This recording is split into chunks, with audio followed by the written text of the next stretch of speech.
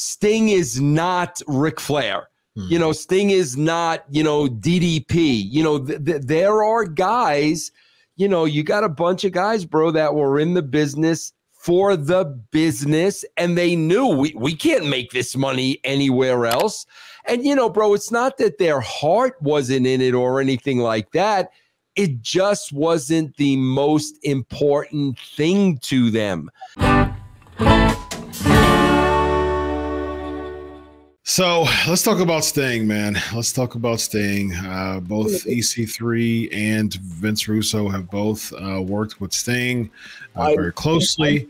EC3 defeated Sting. He's undefeated against Sting, right? Wow. So, yeah, there you go. Fantastic. During what? Very nefarious means. Very nefarious means. Yes, I mean, but that's what heels do, man. That's what heels do. If a heel have to explain the reason why they won a match, they're not a good heel, man. It's all right. I won a match because I deserve to win. So, yes, indeed. So EC3 beats Sting. Unfortunately, you know, thankfully EC3's have become a pretty good friend of mine. Otherwise, I would hate him forever for beating Sting. Sting is the GOAT. Of course, many people know Sting is my all-time favorite wrestler. But he hung his boots up at you know, you don't have to cry about it, man. It's all right. It's all right, man. You don't have to cry about it. Yeah, it's all right. It's all right. We get a little choked up, man. Revolution, him and Darby Allin defeated the Young Bucks, and they retained their tag team. They retained/retired their tag team title reign, which was interesting. So let's talk about a few things with Sting. Let's start with these. Yeah, go ahead, EC3. Yes. Like, Sting did a lot for me. It was an honor to work with him. Obviously, I was a huge fan of him growing up.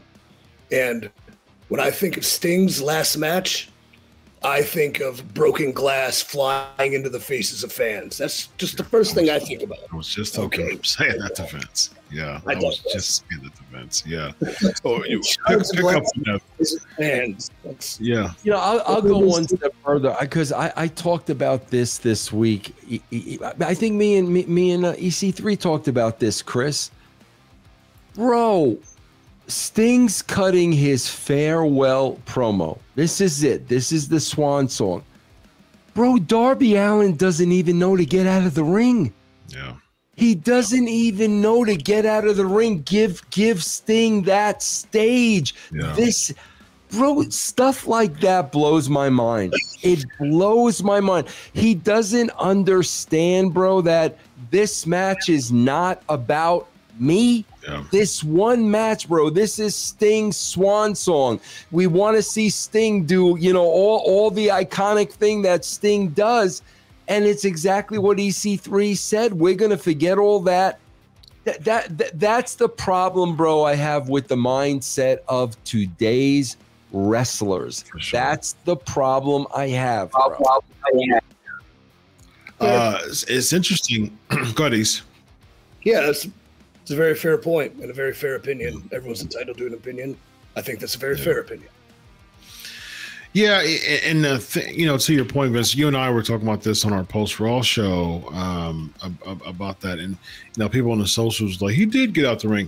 Well, he didn't get out the ring. You know, during the televised part, he didn't get out the ring. I mean, he went out the ring toward the very end of Sting's promo after it went off air. So people had to actually look and to see who did videos there and put them on Twitter to see what that post was, at least initially. And so for a lot of people who weren't able to see the post, you know, interview when it went off air, they didn't know that Darby went out the ring. So according to the pay-per-view, no, he didn't go out the ring.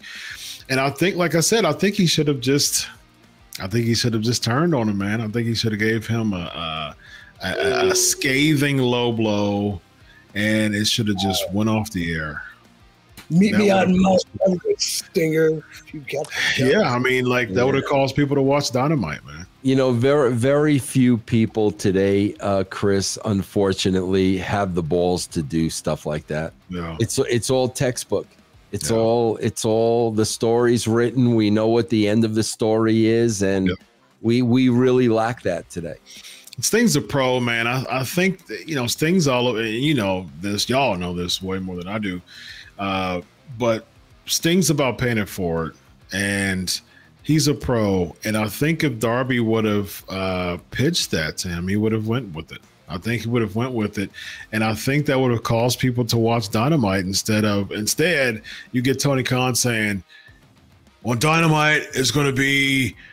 I haven't told anybody yet, but it's going to be Darby Allin versus Jay White. It's like, like Sting, Darby Allin, pane of glass, taking the big spot. And Tony Khan somehow in this press conference got so excited, as if it's all the same level, that Jay White's going to go against Darby Allin. I bet he wasn't too excited about the 740,000 people that watched the show last night. Yeah, which is a dip. I mean, again, it goes back, Vince, to what I was saying. You have people who were Sting fans who was watching AEW because of Sting. Mm-hmm. At least give us a cliffhanger to tie in Sting leaving with the baton being passed to Darby Allin. So paying it forward to Darby Allin would have been Darby Allin cuts the low blow.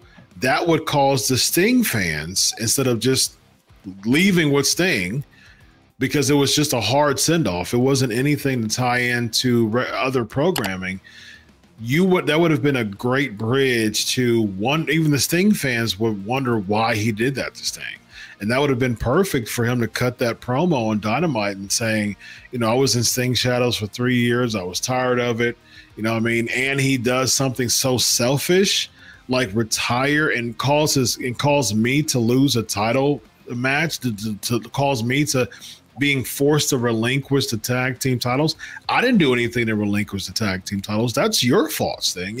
Like the promo is already there, right, for the picking, but you just get a send off. I think there's two ways to look at that, because obviously that takes guts, and you might cause a giant rift were he to just not go out and say his piece. Where then maybe we're on the other side of this show going, how could they do that to Sting on the way out? I can't believe it. They should have let him retire. So you get talking heads talking both ways. But Sting's legacy, let's just not forget, was he always trusted somebody a little too much, and they always turned on him. Mm-hmm. So it kind of would have came full circle if he were to turn on him. Because Sting was notorious for getting these guys that used to be in this, the Four Horsemen, they're my buddies. No, they're not. They're never your friends. You got had. Yeah, great point, man. Someone turning on Sting again would have been very full circle of his. And in EC3, you get the talking heads regardless, man. I mean, there's not a lot of people saying the other way. A lot of people are talking about the Darby spot now and it going off air. What a way to send off Sting, that a lot of the talk of the town is his partner and the production. That's not a really good way of sending off Sting, unfortunately. What's that? Live TV's hard. You think you'd have something? It is. Yeah, I think he was up there for a while, and I think he kept telling Sting when he kept coming up to him. I think he was telling him about the time. And I think the first time he told him, he was just okay, all right, this really didn't care. And then the second time, I think he told him, we're about to really be a hard cutoff here. Now, I didn't watch the entirety of the show, but is this just a common malpractice of no accountability for earlier matches going over time, where again, what the people paid to see and kind of the lasting moment to end a legacy forever still gets rushed, where did you really need the extra 3 minutes when you had 10 and you went 13? Or could you have been careful enough or care enough about what this man has done? No, I'm gonna make sure I'm gonna get done in 9 just in case they need an extra minute. Bro, back in the day, man, like I witnessed this so many times, man. If your match went long and the next match got cut, bro, that next match was waiting in the gorilla position for you, bro, and they read you stuff like that does not exist anymore, bro. They all do what they want to do to get their stuff in. Bro, I'm telling you that the next match would be waiting for them to come through the curtain because now their time was cut and they would hear it directly from the boys. Now, does that still happen, EC3? Not enough, but it does. I mean, depends who's running the show. Al, will come down I'm hard. sure Al, Mal's not standing for that. And then people still, kind of do it, but like when it becomes to a point where you're calling a locker room meeting, like you got to listen to the guy. There's a reason for this, and don't put it on me. I don't need the 18 minutes. I'll get it done in 16. Hell, dude, I can get it done in 6. I'm that good. But you have to understand that there will be a time when this is very imperative for your career where you'd ever walk into the halls of the WWE. AEW, I guess not. Even NWA, we're very, very cautious on time, and we do have the veterans that will sit there and, guilt trip you. Or, I didn't need that time. Thanks. Because they can't see you, the local, go 5 minutes over and not, the main event. So, yeah. EC3, I'll stay with you. Martha Hart gave Tony Khan her blessing for Sting to come from the rafters. Your thoughts on that? I'm half Sting's age, and I do not have any desire to zip cord through any sort of obstacles or stunts like that. So kudos to Sting for having the courage. Kudos to Tony for asking Martha. Kudos to Martha for granting it. I mean, they all did the right thing if that was what was wanted and it was asked and the proper channels were went about. So Sting's crazy. Zip line at 3 years old. What are you? Bro. Yeah, that's true. Bro, the Owen, the Owen accident was like just really such a freak thing. And let me just give you an example. Okay. My God, bro, Kiss probably averaged 300 shows a year from like 1971. So how many years? 81, 91, 2001, 11, 50 years. Yeah, 50 years, bro. They probably did 300 shows a year. Every single show by one cable, Gene Simmons was brought up from the stage all the way to the top of the arena.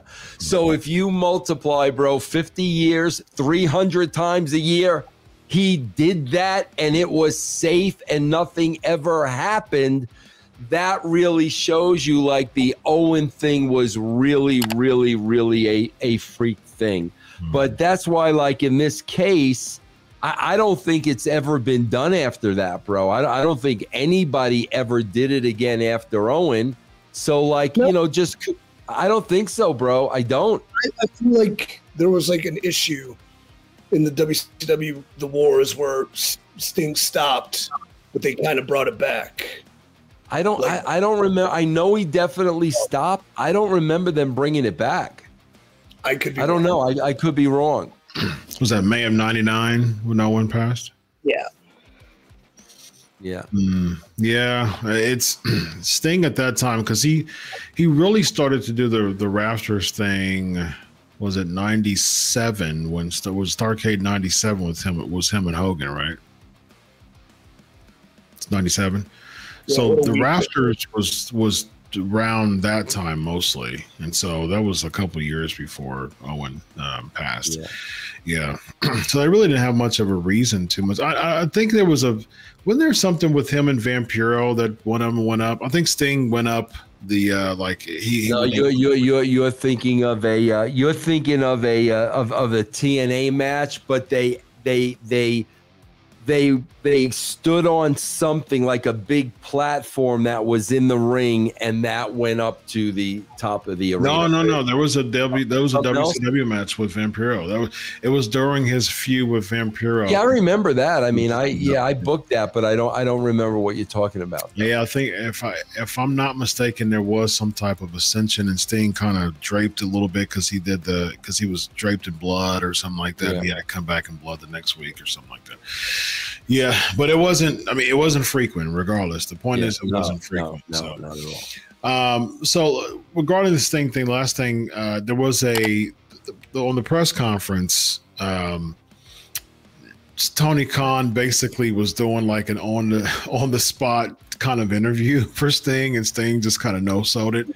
It was hilarious because he wanted him to come back. He was like, "Yeah, we'll do it," and Sting was like, "Yeah, we'll talk about it." He's like, "Yeah, man, I love to see you back as a agent or whatever," and Sting was like, "We'll talk about it," So, and he made it clear he doesn't want to come back as some type of agent or booker or anything like that. Do you think Sting really wants to just do away, Vince, with wrestling, period? He's nearly 65 years old. Yeah, bro, he's been wrestling for 40 years. If Sting has ever got any heat in the business from the fans, the heat has been that, Sting is from the Kevin Nash school, the Ultimate Warrior school. Bro, these guys did not love the business. They were very good at it. They earned a great career. They got over huge, but Sting is not Ric Flair. Sting is not, DDP. There are guys, you got a bunch of guys, bro, that were in the business for the business, and they knew we can't make this money anywhere else. And, bro, it's not that their heart wasn't in it or anything like that. It just wasn't the most important thing to them. And I think Sting was clearly, one of those guys. So that's why I really believe, bro, like if he says, "I'm done, it's over," I believe he's done and it's over. I remember. Yeah, I agree with Vince. Like, did he like it? Yeah. Did he really like it? Yeah. Did he love it? Probably at times. But was it like this undying, unbridled passion that he would live each and every moment for it? No, I don't think so. And I remember this, like a hype video, and I think it was late 90s WCW, where we're coming in as fans. We're, "Oh man, I'll do anything to do this. I love this so much. This is my favorite thing in the world."